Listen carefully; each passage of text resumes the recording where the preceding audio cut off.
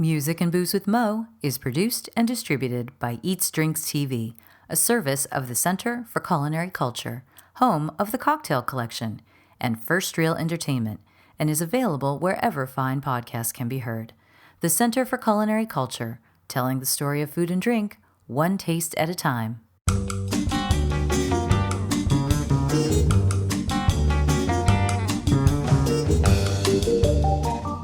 Welcome to Music and Booze with Mo. I'm Mo Herms, and I've worked in the music industry most of my life, so have met some pretty amazing musicians over the years. I also love a good cocktail, and I've encountered some really interesting bartenders as well. It seems that there's a lot of crossover, so when I can, I like to talk to musicians and bartenders about music and booze. Join us at the bar, won't you?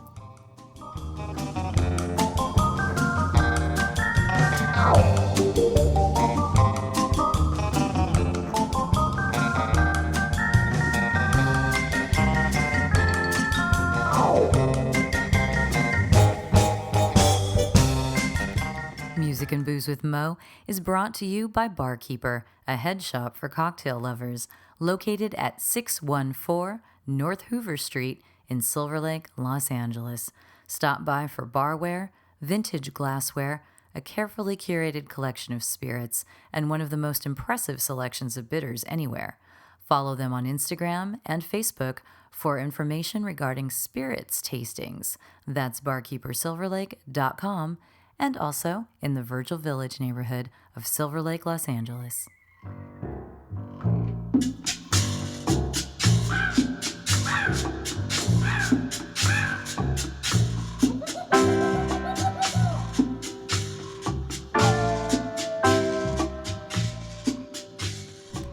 Welcome to Mo's Tropical Summer. As any regular listener knows, every summer I get to talk with people from all over the world, actually, who work or own bars with a bit of a tropical bent to them, and this summer is no exception.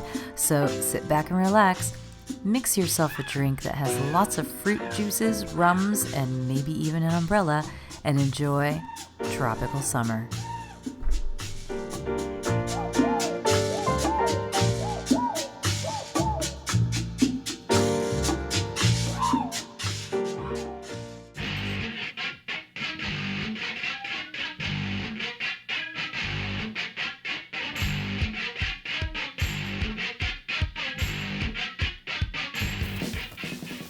Today we talked to Derrick Jones, who goes by many names. This is just one of them. You'll hear more when we get to the interview.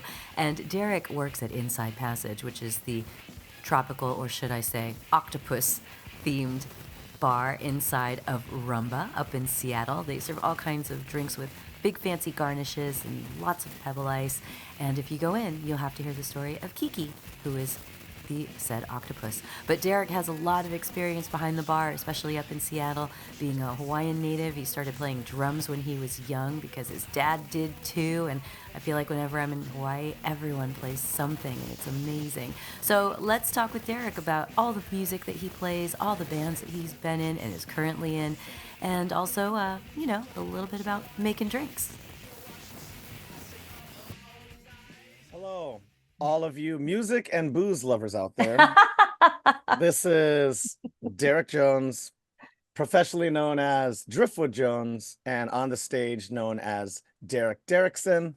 I'm originally from Mililani, Hawaii, currently residing in Seattle, Washington. I bartend at the Inside Passage, which is the speakeasy inside Rumba over in the Capitol Hill neighborhood of Seattle. I also work at Life on Mars.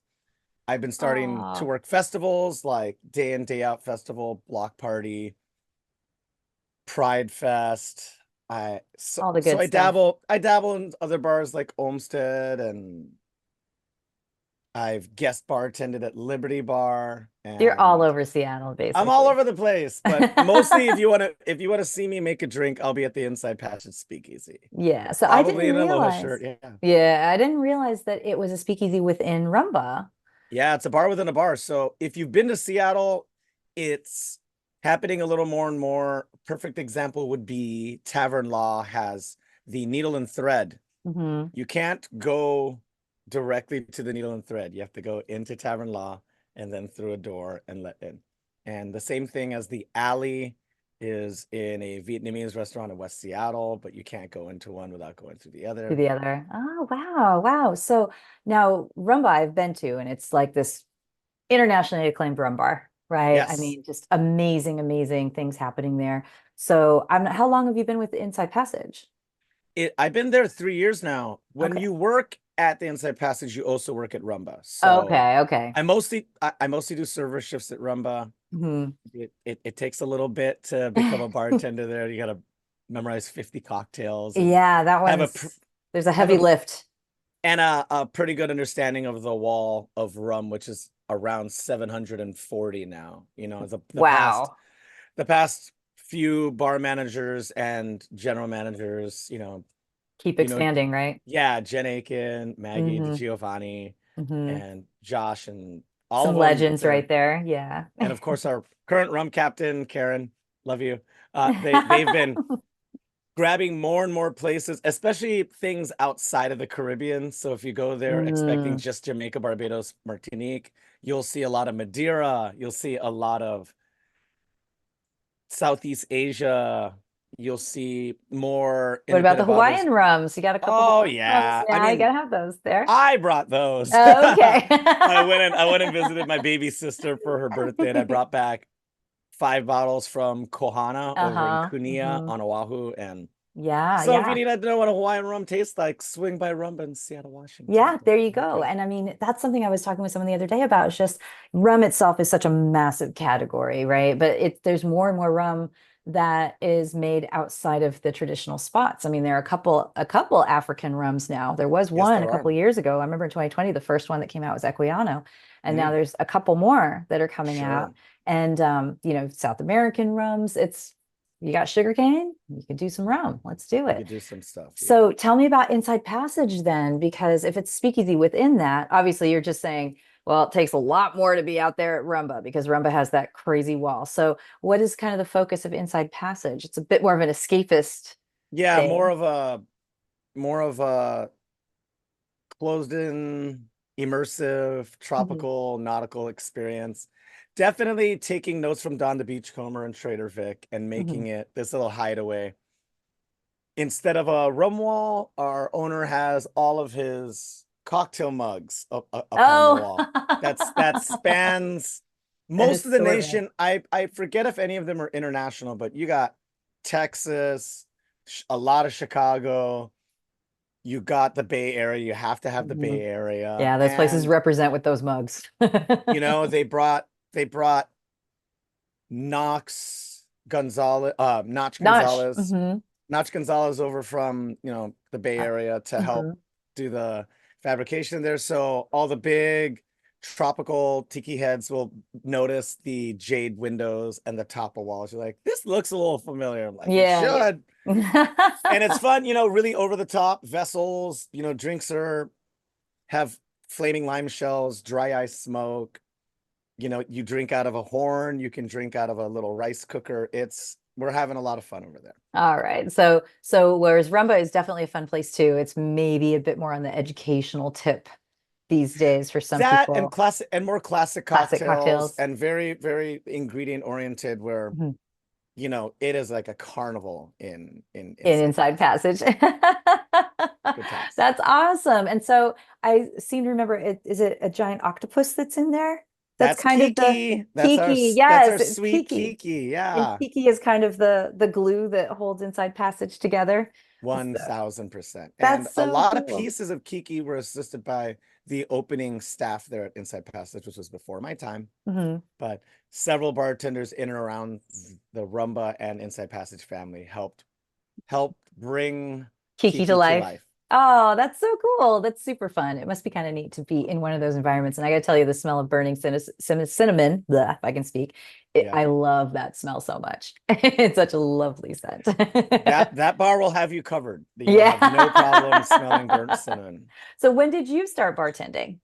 So that's a funny question. So on Oh. paper, I've been These stories are always so good. legally with my mixologist permit. I've been Mhm. bartending since 2010. Uh-huh. at the California Pizza Kitchen in Bellevue. Oh, well, hey. So, and then after I left corporate restaurants, I Mhm. went on to work at the Oddfellows Cafe and Bar, Oh, cool. where I pretty much only worked mornings, but if you were a barista, you had to know a little bit about cocktails Hmm. Hmm. and mostly coffee, mimosas, Bloody Marys. Hmm. Every now and then that PM bartender would be running late and you'd start getting happy hour tickets. So Ah. they were telling me, it's like, hey, you should probably learn a couple of these because we can't always get you out the door at 3. And so that started piquing my interest. And then something happened in March of 2020. I don't remember. Oh, oh gosh, geez, it's all And blur. and it went down to a skeleton crew, and they only allowed one person back there. Usually it's like a main barista and a bartender. And then it was like Hmm. one person back there at a time. So you better learn all the things.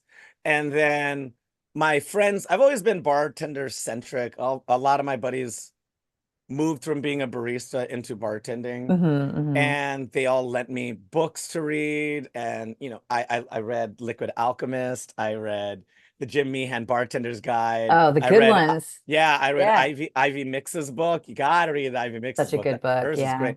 So after those three and getting some tools at home and practicing, then I started getting a little more confidence and getting invited to more bar events, and it just started steamrolling. And eventually the team over at Life on Mars I love those got a guys. got a That's hold of me. He's great. like, you should work at like a bar. Like you're done with eggs Benedicts and Yeah. avocado toast, which there's nothing wrong with working at a restaurant, but you need to work somewhere where you're going to be able to use all these skills that you're learning from I these was going books. to say it's a different skill set. You know, when you're at California Pizza Kitchen, it's like just blasting those things out, like the same drink after drink and same thing. And it's just a different environment. So they encouraged you to level up, basically.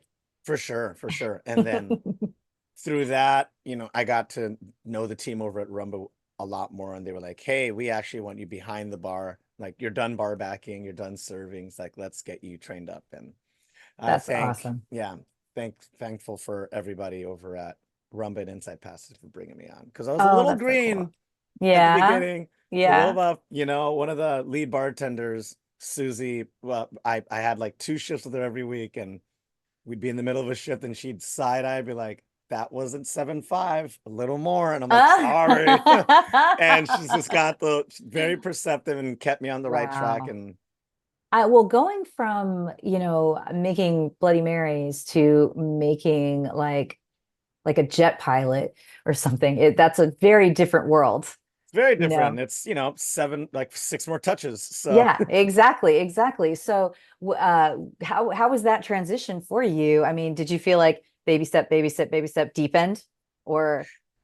it was a little bit of baby steps for it. Luckily, the Inside Passage holds 40 people. Hmm. So at its busiest, yeah, you can get a 6-drink ticket every now and then, but you're almost never going to get 3 6-drink tickets in Hmm. a row. Hmm.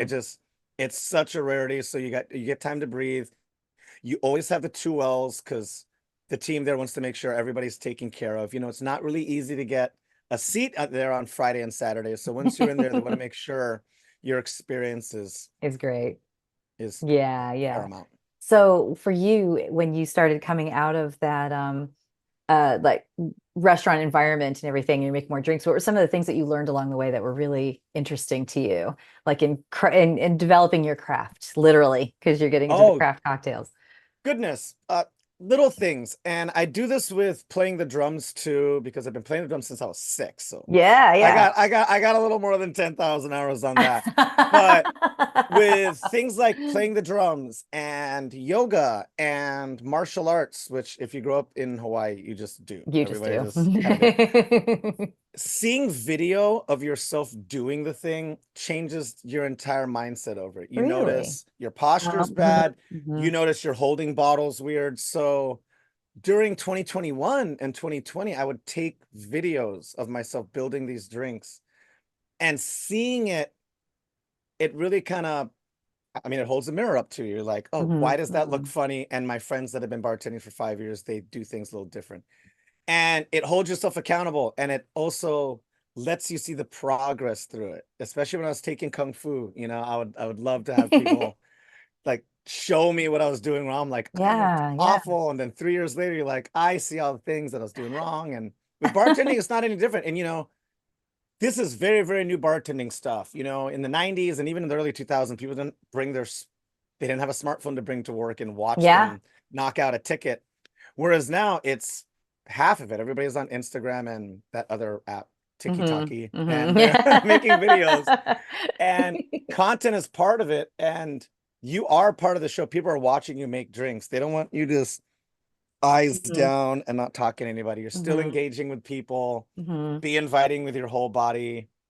And also, yeah, just all of it, all of it. It's all important. We are performers. We are on the I was thinking stage. that. I was absolutely thinking that right now because I had gone over to your YouTube channel because you've got a YouTube channel too. Yeah, I do. And I saw that you had drink videos there. Hmm. And I saw they were a couple years old. So I was just like, oh, I wonder, like, maybe you're too busy now to do them. Or did those videos grow out of this practice that Yes, you were they doing? 100% did. I was Mhm, trying to once again see my progress throughout the year. So I, mhm, I haven't made a whole lot recently because, yeah, I've been a little busier mhm. during that first year of the Rona. And Yeah, even that the was a second year, very productive creative time for a lot of people on the YouTubes it, and the Instagrams. it was. And even by 2021, I don't Mhm. know if I was even working 4 or 5 days. I might have been still down to three because we were still getting Yeah. those Biden bucks. Woo! Yeah, right. So Yeah. gave you a little bit of free time.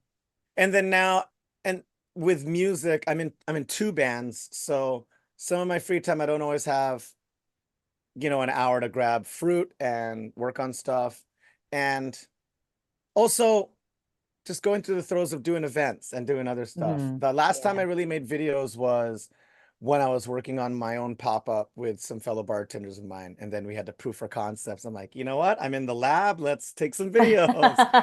And it's like there's a great bar, haven't been there yet, and they've, highly acclaimed Handshake Bar, Mexico City, right? Oh yeah, I haven't been there either. God, I'm dying to go. Their Dying to go. Instagram account is just chock full of all the stuff that not all patrons get to see, and it's them in the lab with Cambros and dry ease pens on stainless steel Mhm. developing cocktails. And they're like, oh, this is weird. They're like in a lab. It's like they're literally in the lab. They're working on cocktails. And it just shows how much attention they have to ingredients and Mhm. process and Mhm. measure by weight, always by Oh, weight. yep, yep. Yeah. So you just mentioned the band thing because when I was Yeah. on the YouTube channel, also I saw that you had band videos posted up there. So you just said you started playing drums when you were 6, Yeah. 7. So what got you started My here in dad was a Hawaii? drummer. Yeah. Okay. So my dad was a drummer, and he'd find me with pots and pans in the kitchen banging around stuff. And he's like, it looks like we got another drummer. And I took, when everybody else had Little League and Pee Wee football and I don't know, karate, I Yeah. started taking drum lessons when I was 7. Oh, And that wow. was kind of my thing. I played all through middle and high school. Almost went to college, had like a scholarship and everything, but Oh, didn't know if wow. that's what I wanted to do. Yeah, Forever. jazz, Yeah. classical, marching. I did all the Wow. things. Oh my God, All the that's all the things. things. Yeah. What style of drum was your dad doing? Or is your dad So doing? yeah, so my dad grew up he's from Compton, Dominguez in Oh, hey, LA. all Yeah, he went to right. Dominguez, and he listened to a lot of funk and soul and a lot of Mhm. traditional jazz, like pre-bop jazz. Yeah, So that's yeah. what he was brought up on. That's what I was brought up on.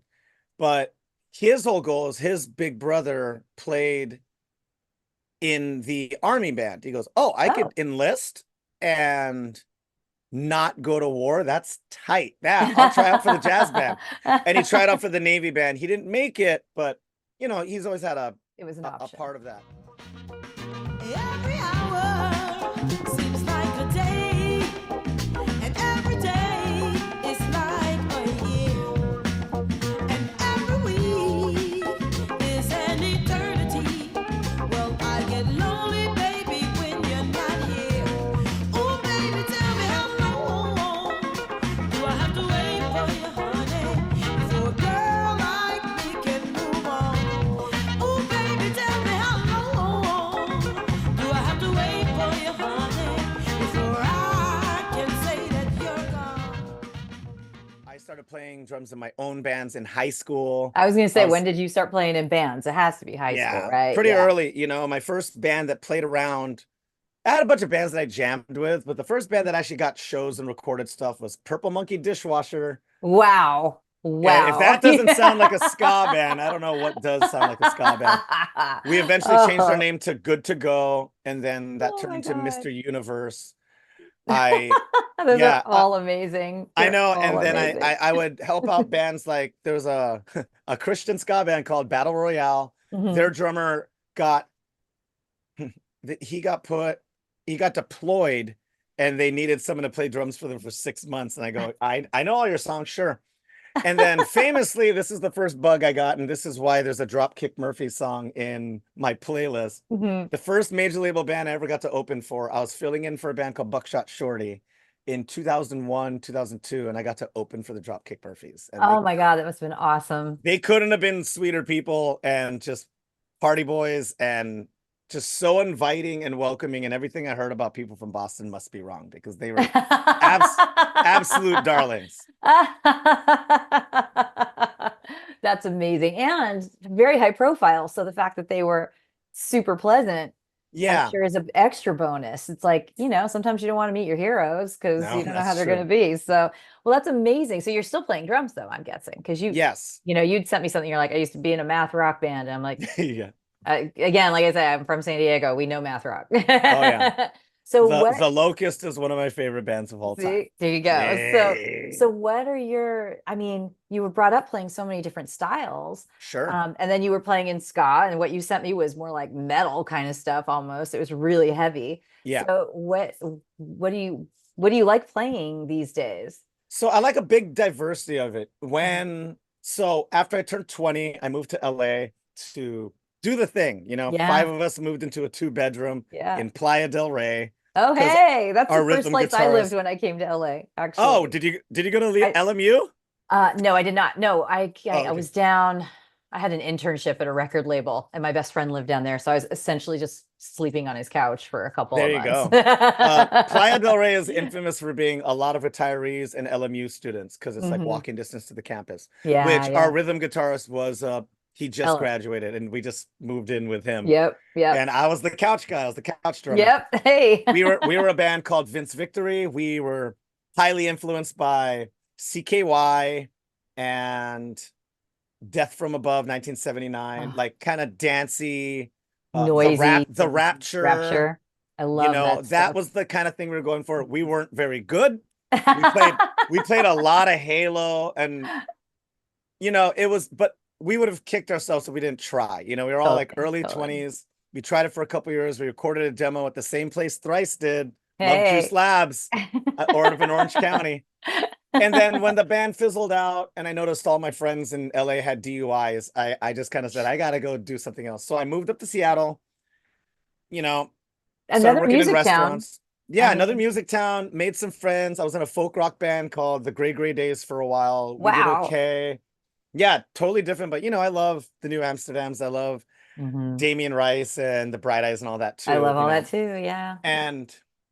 And finally, in about 2010, 2011, this is after the math rock bands and everything. This is how the connective tissue happens. I met these people in the bar scene that 3 of them worked at Liberty Bar, which is like this amazing bar in Seattle. It's Mhm. now bartender owned, and they needed a drummer. And like, yeah, three bartenders plus little barista. It's like Mhm. basically an industry bar. And we all would talk about funk and soul, and they were all classically trained and can read and write music. And we're like, let's stop playing in these pop rock bands like we're 23, man. Let's play some funk and soul. Let's do something. Right at the time, Daptone Records was on a Oh God, uptick they were with on a tear. Sharon Jones, rest in peace, and Oh. Lee Fields and the Expression, and oh my gosh, Charles Bradley, rest in peace. Mhm. And we just kind of went like that to differentiate ourselves from all the other funk and soul bands in the city. We one of our fearless leaders, Marquita Miller, great vocalist, musician, songwriter. She's like, we cannot wear hoodies and dirty jeans. Like we have to. No, you guys did the We styling gotta. thing too. Yeah. So she put us in suits, and we instantly started getting gigs. And fairly early, KXP really gave us a try and put us on air a couple times. Awesome. So Shout you out guys to had released some music then? yeah, we Okay. released. We have A couple digital releases, but we have 2 vinyls now. And Oh, nice. What was this band so called? we are called Breaks and Swells, and we Are are you, oh wait, active you're right still now. Breaks and This Swells. is this Oh, is the one amazing. that the Sorry. first 2 tracks I said. No, you're good. Got That's it, got the it. that's the main band I'm in. That's the band that I love. Like I'm still living in Seattle. Your I would have dad left. must be stoked Oh, because he flies over for I these was gonna shows. say, because this is what he was doing. You know, it's So a 7-piece funk and soul group. We got to play Block Party 5 times. We played Bumbershoot last year. awesome. We're playing festivals. We got to headline Numos, which was a dream of ours.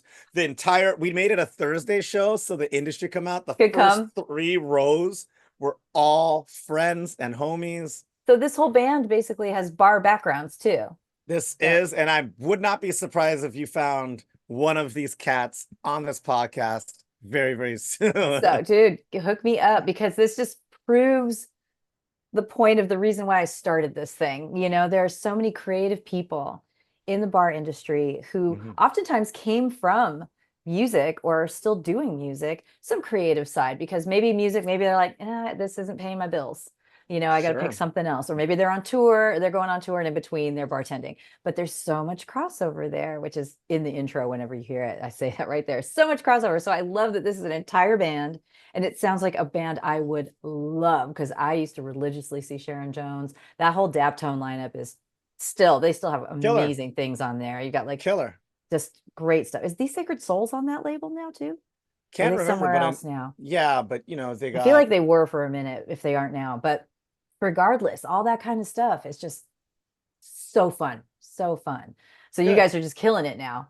We're having a great time. We've gotten to the point where, after you hit a decade, you Yeah. realize, yeah, it's consistent, but we're getting a little older and we're kind Mhm. of okay with the idea that if this doesn't pop Yeah. off, we're all still having fun. We'll Mhm. stop when this is not fun. Yeah. We will. Yeah. So we don't play as often as we did, say, 5 years ago. Mhm. And we just make sure the gigs that we do have, they're meaningful and they mean something to us. We're not Oh, just awesome. playing gigs to fill up our calendar because it's Yeah. not Yeah. good to our friends either, trying to tug them to a show. To Our everything friends are all industry. Taking a night off is money. is, So yeah. we Mhm. try to make Mhm. sure that the things that we do. And you don't want to burn it out for yourselves either. Yeah. You know. So, we played some corporate gigs and some fundraisers and nonprofits this summer, but the big thing we're doing is the Black and Loud Festival that Jack Daniels throws. Mhm. It's Mhm. like BIPOC fronted, like rock Awesome. and soul and R&B bands. And we got asked to play this year and we're stoked. It's Amazing. That's super cool. Super cool. But this isn't your only band, you said. No, I'm also in a kind of, how do I explain it? I tell everybody it's kind of a dorky, like piano rock band, like referencing like the E Street Band, Tom Waits, Billy Joel, like That sounds having dorky to me. having a lot of fun, Mhm. like not taking it too seriously at all. But the 3 of the people in that band like teach for a living, so they're all like mastered at their instruments.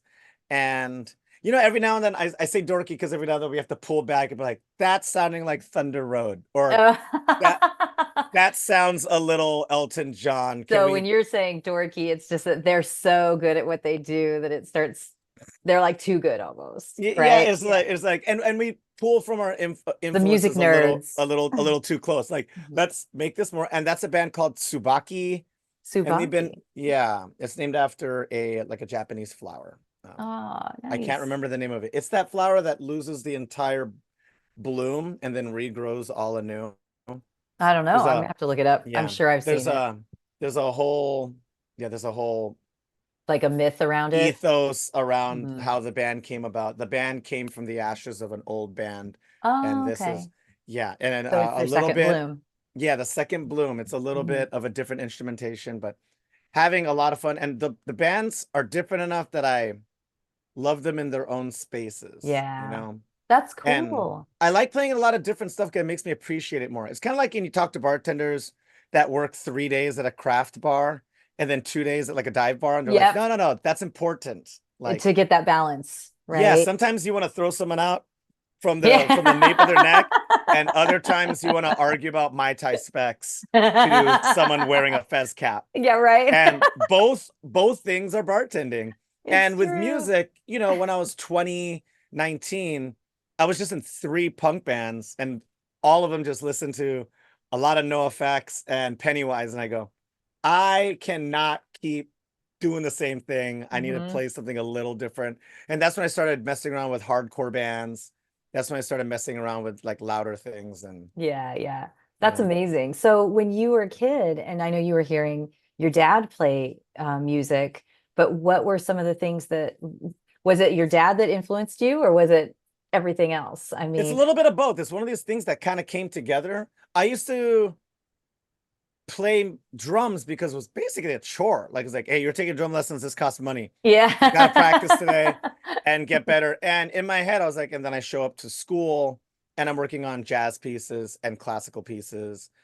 And then, you know, I would listen to some of my own music. I think the first thing I was ever given as my own record was Michael Jackson History. Okay. So you Right? got the overview. Mhm. Yeah, MJ, but that's still more of an attachment to my parents. My mom's big into Motown. Mhm. The first time I ever listened to my own stuff, I got a Tower Records gift certificate when I Yeah. was 12, and I had to go and pick out my own thing. And a music video on MTV was like had all of my attention. I got to go, what is up with this Green Day band? And I bought Dookie. It's the first album I ever bought. And then whole new trajectory. Right. After Dookie, I bought Rancid. After Rancid, I bought Mighty Mighty Bosstones. After that, I bought NoFX. And it's just, you know, very mid 90s skate Mhm. punk and third wave ska. It just Yeah. had its claws It in was me. huge. Yeah. I was borrowing, I was taping off of the radio. You know, there wasn't Yeah. CDRs yet. And anytime, like the Punkaholic session at our local radio station in Hawaii, Radio Free Hawaii, 102.7, Mhm. anytime they would have a punk or ska block, I would be there with blank cassette tapes, like recording all Mhm. if they announced any band I even recognized, like hit record. And I'd make these little tapes just from the radio. I love it. And I love that so much, so much. yeah. I do remember being in Hawaii, I think, and listening to that and just being like, where's the indie rock? When can I get to the indie rock? Because you know, you've got the Yeah. regular stations, and then you've got like the kind of Hawaiian traditional stuff. And I'm all right now, I really just want to hear some new pornographers. Is that going to come up anywhere? Yeah, it does. So they had a commercial radio station for rock and roll, and that was K-Poi. Mhm. I forget, was that 97.5? Whatever. Wow, I'm trying to reminisce And 30 years right now. At But some point, Green Day wound up there, I'm sure, yeah, you know. but K-Poi was when you wanted to listen to Bush, Nirvana, Yeah, Soundgarden, that 90s stuff. Dishwalla, Hole, Listen, garbage. you're rattling off all the Seattle bands first, because Yeah. there you are. And look at where I am. I know. I That's don't amazing. really listen to grunge music or like the rain. So I obviously moved to Seattle, Washington. Peel me off this Velcro seat and get me moving. I sure as hell can't do it by myself. I'm feeling like a dog in heat, barred indoors on the summer street. I locked the door to my old cell and I lost a can. So you found too that like bar folk and music folk very much interact and everything. So when you started mixing drinks, when you got, you know, once you got back there, have you had much of an opportunity to create on your own? Like, do you get to throw something onto the menu from time to time? I mean, Absolutely. you And do. I you've mean, had inside, it. You've I have. yeah. What You've is- had him on the podcast, Craig Kravinsky, Yes, Lumberjack. yes. Craig is the, you know, he I have was some the Pathfinder in my original, cabinet right now. as you should. He brought me onto Life on Mars because we were buddies in the scene. He's like, you need to work at my bar. We'll get you started as a bar back. And like education there was mandatory, you know, at least once a month he'd come in and just talk to you. We're talking about whiskey as a broad category, or you come in and like, we're talking about fortified wines, vermouths, and all of it, right? And you're just sitting there going, wow, he's really going at it. And he just wanted the entire staff to be able to talk about cocktails in a way that he was lucky enough to travel around and work in all Yeah. these different cities.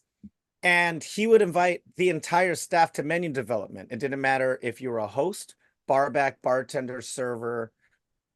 He had everybody, and he brought on one of my cocktails. First thing I ever got on a menu, I believe Aw. it was, I named it Duke Silver's Greatest Hits. And it was a Scotch-based cocktail that I named after Ron Swanson from Parks and Recreation. Scotch based. It's a little bit of Pathfinder in there to sub for tomorrow, so it's not too high proof. And Yeah. you know how encouraging it is to get a drink on a menu when you're still like in the grind? Like it feels so enriching, It's amazing. and it just lit the fire under my butt. I'm like, I'm gonna keep going. And he's cultivated all these things, and barbacks and bartenders from Life on Mars have moved on, and they're managing other places now. Yeah. And he's no longer there, as you know. He's over in Yeah. Chicago now. Mhm, He's a mhm. busy He's all boy. over the place. I can He never is all keep over the track of place. where Craig is because he Who was out in New can? York for a while and I was in New York and he wasn't in New York because he was back in Seattle, but he was just bouncing around. I'm like, whatever, I'll come across him at some point. But no, Craig was like the big reason that I'm Mhm. still doing all of this, because Yeah, he's just that kind of person. He puts that's his whole heart amazing. out there and Yeah, carries everybody on his back. He's like, I'm taking this whole because he's a team lumberjack, because he's Canadian. because he's Canadian. Canadian. And so for you, did you ever get to name a cocktail after a song or anything musical? Do you have that Funny off? you I mean, especially at Life at Mars. I mean, that's such a musically oriented spot.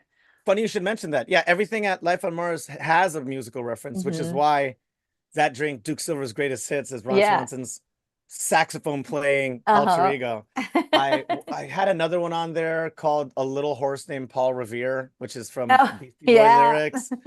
And so those are the two I got to put on a menu, and Nice. that was a lot of fun. I've worked with Josiah over at Sazerac. Hmm. I was in spirit at Tales this year because they had an event with, bartenders in the music scene, and he Hmm. had Hmm. a playlist of songs, and he had all these songs he was able to pull. And he goes, "Can you pick something and make a cocktail based off of it?" And I was like, "Oh my God, you have Syl Johnson on here? I'm making a song based on a Syl Johnson, which is called Right On." And Nice, nice. You need yeah, to connect me and with that person too. oh, Josiah, absolutely. Yeah, Yeah, totally. he would love to. And he's very, very much into music too. Yeah, And yeah. he when I went to my first Tales, he was the one that would like tell me all the secrets of the Sazerac house. Like, hey, make sure you're on the second floor at noon. I'm like, why? He's like, I can't really Just tell be you, there. but Just just be there. just giving me the hookup. He made sure I got a Sazerac at the Sazerac house. Uh-huh. He got me into a tasting of the next year's B tax coming in. To everybody listening, sorry, I'm like, this is nerdy bar talk.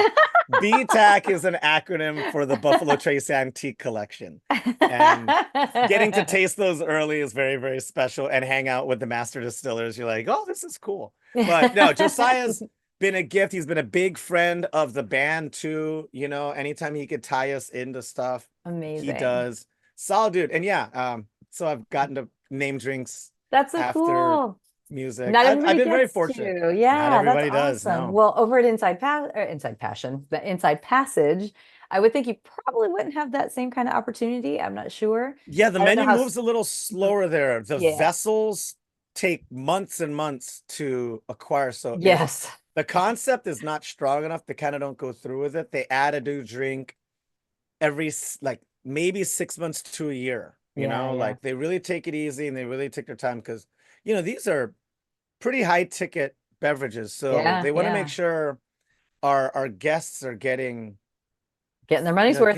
getting their Yeah. money's worth and For the having an experience experience too. with it. We're not going to give them a corn and oil riff and Yeah. put it in I don't know, like Makes sense. a can of soup, and be like, Right? Yeah. hey, this Totally is makes kitschy, sense. right? Give us $28. And just Mm. uh the team over at Inside Passage, like if you've seen some of those vessels, there's nothing like the place. Mhm. What are some favorites that you've learned over your time there? I mean, it's Oh, some of the such an drinks. immersive, different kind of experience to do stuff like that. There had to be some things in there you were just like, how did this come to be? And I'm so excited to make this right now. Yeah, I mean, there's the obvious one for me, Kuya John, who now works at Foreign National Darkroom and Lennox, name dropping for all my homies in Seattle. He came up with a drink called the Four Boys, which is named after John Oh, the we're Beachcomber's four Filipinos. boybacks. Yeah, and Yeah. Kuya John is also Filipino, as I am, half Awesome. Filipino. Oh, And the yay. drink is loosely based on a halo halo, which is the Filipino dessert, with a little bit of rum and a little bit of ginger to Oh, it sounds so mix up good the flavor. already. And it's served in like this dorm room size rice cooker. Oh, And shut up. it's absolute madness. And That is as so cute. That is such a great idea. and as Aw. it should be, you do have Mhm. to see it to believe it. And until you go to Inside Passage, get Get your in there. So reservation. I'm assuming that's not a drink for one. It is. It It is. is. It is. So it's one of Yes. those real little rice cookers. Yeah, it's the Like little one, one of but that. you know, Yeah. as our tropical drinks do, there's a lot of pebble A lot ice of in there's a lot of there. ice in there. Yeah. It's for presentation. Also, which is if you talk to anybody that works at a tiki, not tiki, or tropical immersive bar, Yeah. like getting stuff stolen is just It's a part of the thing. thing. So the Ugh, bigger the vessel, the harder the it is harder for it someone to throw is. into their purse. So if you notice, you go to Inside Passage, a lot of the drinks are really big, even though they're for one person. And And that's part it's of it. one, Very, us turning the volume up on the yeah. presentation, but also covering our butts with like, bet you can't fit that in your pocket. Seriously, that's very smart. Very smart. Well, let me ask you, since you're talking about amping up the presentation, let me ask you about your garnish game. Oh yeah. This is a tropical place, man. The Uh, garnishes have to be strong. it is. I'm sure you've talked to I've seen the people I've listened to your podcast for a little Yes. bit and I've talked to some people. I I haven't haven't been to got Seattle in a couple years. I haven't been there since Inside Passage opened. yeah, you gotta So swing by. I We'll know help it's you on the out. list. No, Yeah, I'm we'll afraid make of how much you'll help me out. I'm going to be like no. crawling back. We'll make sure we get Maggie behind the stick too, so she can come back there too. We get her back there every now and then. You know, Nice. she worked the women in the industry event. She Mhm. gets back there when she can, because you know Yeah. everybody over there has been doing a lot of events for fundraising in the Caribbean, especially you know, Haiti's Yeah. having a really hard time right now. Yeah. And we know that we make money because of these spirits coming from these places, and Yeah. they give back. They give back 100%. They do a Mhm. great job there. Mhm. And yeah, swing by. As far as my garnish game, you know, I slappy poo and crushy pants, my mint like no other. You're familiar with the educated Oh, yes. barfly? Mhm. Oh Oh, yeah. yeah. Uh-huh. Yeah, slappy poo, crushy Crushy. pants. Leo, what's his name? Leo I don't remember his last Demon name. I Weaver. know. His last name's tough, but Yeah. Yeah. He used to be at Kohl's Leandro too. Demon Weaver. Yeah, he was at Mhm. Cole's Fine Foods, and Yeah. he was like one of my COVID mentors. You Yeah, know, I mean, watching his thing. he started doing Educated Barfly like probably like in 2017 or something. Remember Yeah. he had like guests on there, so I had friends who were doing little videos there, but really it was later that he really dialed in, you know, what he's doing. It's always been great. He's always been great at presenting things and all of that, but right now it's very much is what he's been doing the last few years has been a blast. Yeah, No, for absolutely. sure. So what is And your garnish? Do you have a special garnish that you like doing in particular? so at that place, you know, those are pretty regimented. You do the garnish that Sure. belongs on the drink. That said, when anybody asks me for my favorite tropical favorites, Mhm. you know, I default to a 3 dots and a dash and a jungle bird. And Nice. our jungle bird at Inside Passage isn't as standardized as some other bars. And so I try to kind of make it look like a bird face with a tail feather. So you get Nice. you get like the pineapple Uh-huh. triangle, and then I Yeah. put a cherry in there. So In it's there like the for beak with the eye uh-huh. and then a plume. And as long as you kind of get the idea, it's like, oh, it's like a little bird on there. I'm like, yeah, it's like a little bird. And then, you know, whenever you give out a 3 dots and a dash, you have the 3 cherries and the 1 Yeah, pineapple, bronze. You need the like dash. the dash, and Mhm. you tell them, it's like, you know, this is Morse code. You get to have that whole story Yeah, about, you know, why the I drink love is it. called that. Yeah, all of that. I love That's telling one of my stories. favorites. Inside 3 dots Passage and a is great for dash. that. Mhm. Yeah. That's awesome. Well, for you, let's roll back to like you yourself. What is your chill down music cocktail this, or is it not even a cocktail? You get home and you're just like drinking a little sherry or just chilling with a Topo Chico. Yeah, almost definitely. Most of the bars I work at, I end up closing at. So the ice is gone. You're not getting a cocktail. That's not the thing. Yeah. And then when I work brunches, by the way, vegan brunch, Life on Mars every Saturday and Sunday. When I Yum. work the Yeah. brunch shift over there, I'm done at like 4 or 5 o'clock. And then there Mhm. is ice, and I have time to jump in the second well and work on stuff. Or, go to Imbibe magazine and be like, all right, who's making noise right now? And let me see if I could make this drink, because they give you the specs afterwards. Oh, I'll usually cool. look at stuff, like I said, I'll look at stuff from Handshake. I'll look at stuff from, So you just keep educating yourself? You don't ever yeah, turn you out? got it. You got to keep moving forward, But there is a section at Life on Mars, which is what do you drink? And it's a chance for people that didn't necessarily have time to R&D to Mhm. just tell all the guests, what do you drink afterwards? And I drink Maseratis when I'm done with work. And that's just I'm like, mez remind me, that's like a shot, right? yeah, it's just mezcal and Mhm. Ramazzotti, Yes, 50-50. yes. It's Ferrari's little sibling. Yeah, I was gonna say, I knew it was related to Ferrari. Nice. And apparently, my old bass player, Breaks and Swells, said he brought it from Madison, Wisconsin. Kevin Kluppert, who's bartending over in Los Angeles, said he invented it. I can't prove him wrong, because I've never heard of it until 2012 or so, when he first gave me one at, I believe that was at Rocco's here in Belltown, Seattle. But I'm suspicious, But yeah, I drink Maseratis at the end of a shift. If And what are you listening to? What am I You listening have your to? choice. Yeah, if I have my choice, Uh-huh. recently I've been on a big Bleachers kick, which is Oh, nothing that I've really?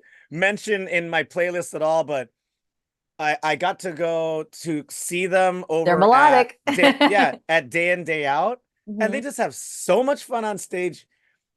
I don't know if people know a lot about that band, but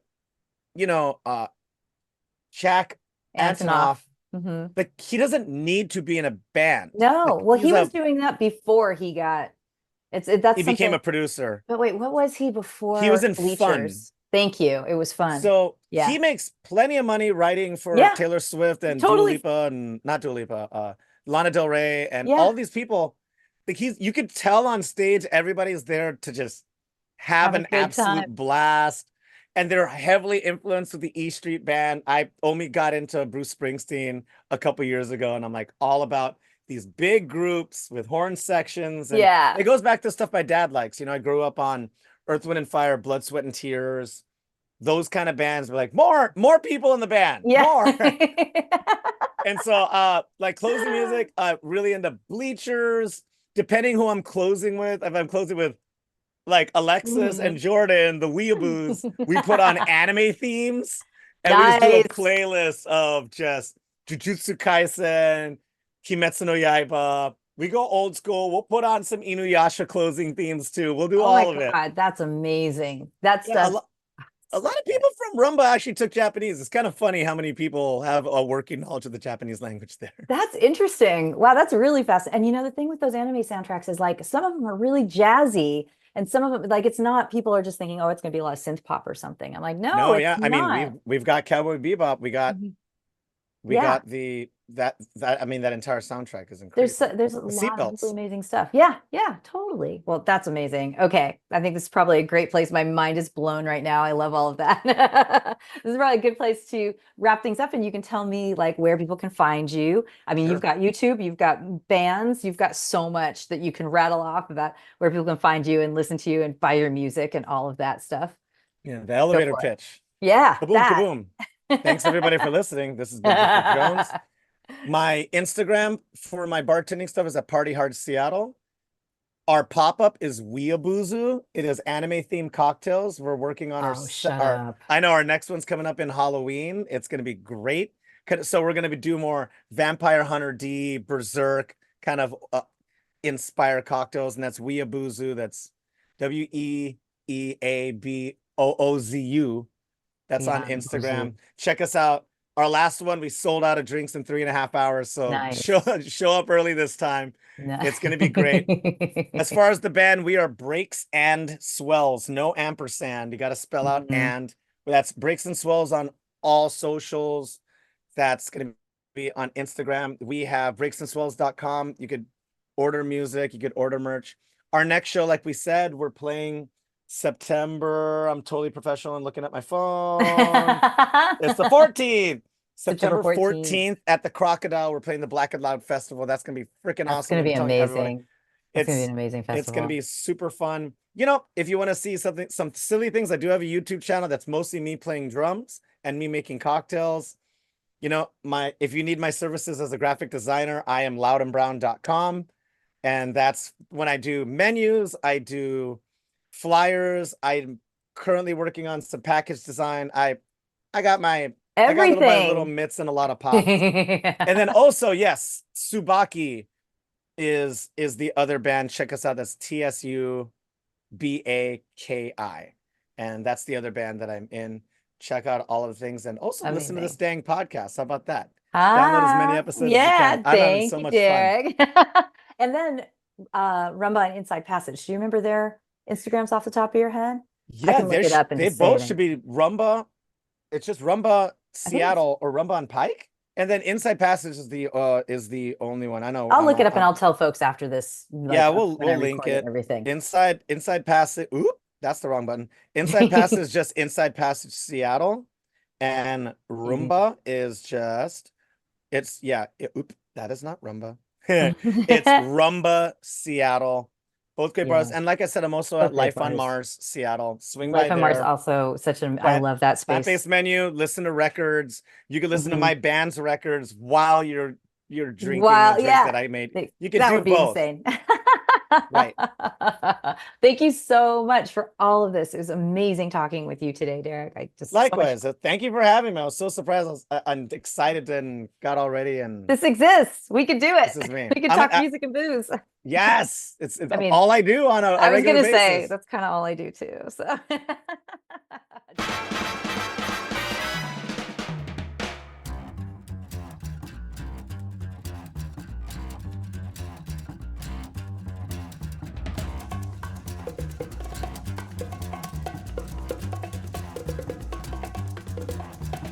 I think it's time to blow this scene. Get everybody in the stuff together. Okay, 3, 2, 1, let's jam. And that was Derrick Jones. You can find him on Instagram at Party Hard Seattle under his Driftwood Jones name. And keep in mind, he does work at Inside Passage, the speakeasy in Rumba Bar in Seattle. Inside Passage you can find at Inside Passage Seattle if you want more on that. And then, of course, there's so many more Instagrams to look up if you want to, like Rumba Bar, which is a wonderful place. But I thought we would actually wrap this thing up. First, let me remind you, though, that Derrick did give us a Spotify playlist, so you want to go to the Music and Booze with Mo Spotify page to check that out. But I thought it would be nice to hear one of his bands, so we're going to listen to a track from Breaks and Swells. This is Mayflies.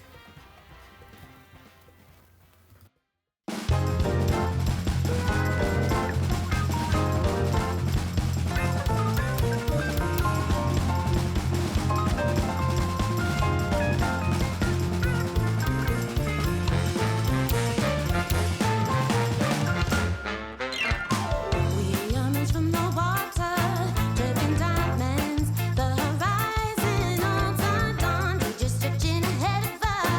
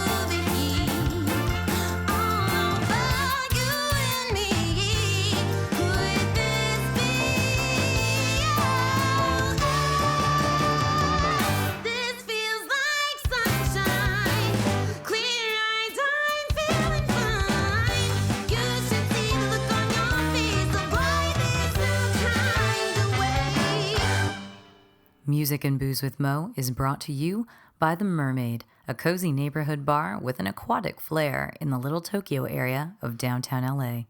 Open 7 days a week, featuring tropical cocktails and snacks, The Mermaid also has a daily happy hour from 5 to 8 p.m. Follow The Mermaid on Instagram at TheMermaidLA to hear about upcoming events and check them out at TheMermaidLA.com. Head to 428 East 2nd Street, Los Angeles for a drink. Thank you for tuning in to our barroom chats on Music and Booze with Mo. For more info about today's guest, or if you want to connect with me, check out my Facebook page, Mo Herms. Please subscribe to the podcast and feel free to tell all your friends about it. While you're there, give the show a rating and a review. It really helps to get the word out. If you want to hear the playlists our guests have curated, search She Be Mo on Spotify, SHEBMO. Find pictures of the interviewees and the cool stuff they create on the Music and Booze with Mo Instagram account. Lower your expectations and join us at the bar. Till next time, cheers.